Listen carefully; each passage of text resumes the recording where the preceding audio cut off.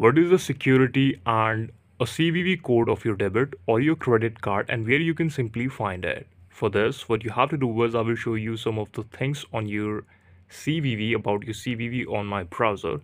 You just need to understand it. A security code is one of the many numbers that can be found on your debit card. Your code is a 3 or 4 digit number that acts as an additional level of security for your account. So how you can simply check it?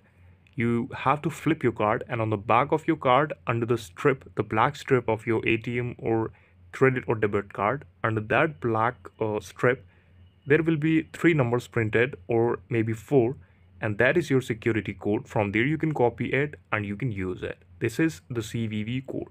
There is nothing that is difficult in this. You can simply find it on your card itself. Thank you so much for watching this video.